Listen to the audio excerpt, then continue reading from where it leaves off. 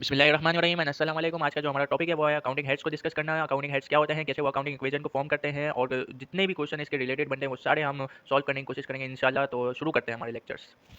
जो हमारे पास 5 accounting head है वो मैंने नोट डाउन कर लिए हैं। पहला हम पढ़ते हैं, पहला है asset. Assets means all those resources which are owned by a businessman and are valuable for business. इसका मतलब ये हुआ कि बिजनेस की जितनी भी वैल्यूएबल चीजें हैं, इंटेंजिबल थिंग्स, वो कहलाएंगी एसेट्स। अब दूसरी बात है, दूसरा है लायबिलिटी। लायबिलिटी आर दोस ओस और ऑब्लिगेशन ऑफ बिजनेस। का मतलब वो जितनी भी बिजनेस की उधार है, उधार चाहे अकाउंट पेबल हो या अकाउंट रिसीवेबल, वो सब लायबिलिटी। अब तीसरी बात है, तीसरी है कि ओनर्स इक्विटी या कैपिटल। ओनर्स इक्विटी या capital means the owners total investment in business at the time of incorporation of business. इसका मतलब ये हुआ कि ओनर्स इक्विटी का ये मतलब है कि जितना भी ओनर ने जो कैपिटल इन्वेस्ट किया है, चाहे वो शुरुआत में किया हो, कि बीच में किया हो, कि एंड में किया हो बिजनेस के वक्त, तो बिजनेस की एक्टिविटी के अंदर ही किया है उसने, पैसा जो इन्वेस्ट किया वो सब ओनर्स इक्विटी में आता है।